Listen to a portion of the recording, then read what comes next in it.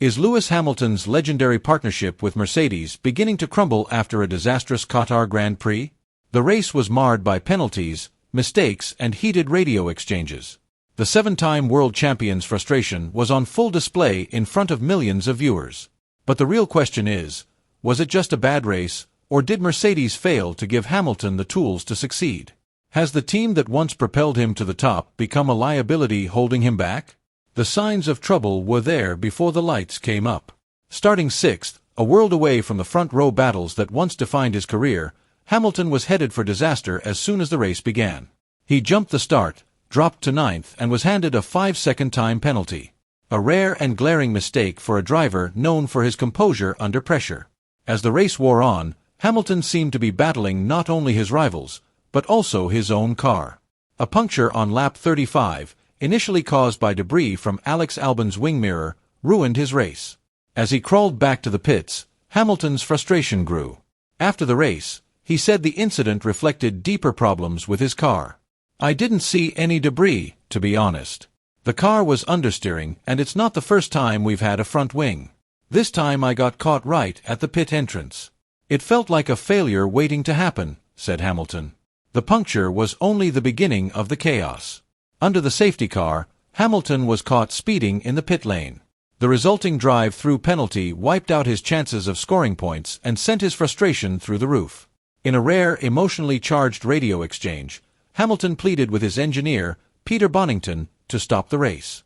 "Park the car, mate, retire the car," he said, his voice cracking with exhaustion. But Bonington, usually the voice of wisdom, refused. "Negative.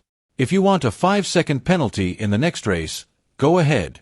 We've only got one lap left in the pit lane," he replied. The exchange was brief, but full of meaning. It was not just a disagreement, it was the sound of a partnership under immense pressure.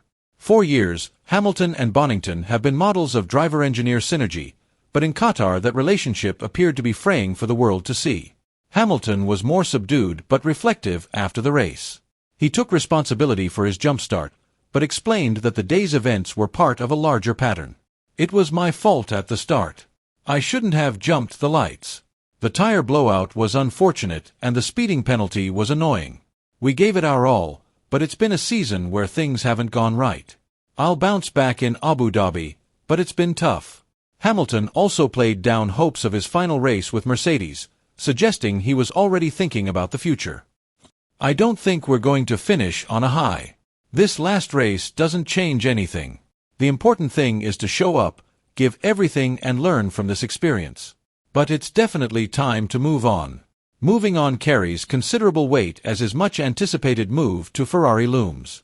For a driver who has spent his entire career in Mercedes-powered cars, it marks the end of an era and the beginning of a bold new chapter. Ferrari, the sport's iconic team, has long been a symbol of opportunity and pressure. Hamilton's decision to join Ferrari was not only about the title, but also about self-discovery. Ferrari is the pinnacle of motorsport history. "The opportunity to drive for them was something I couldn't pass up," Hamilton said earlier this year.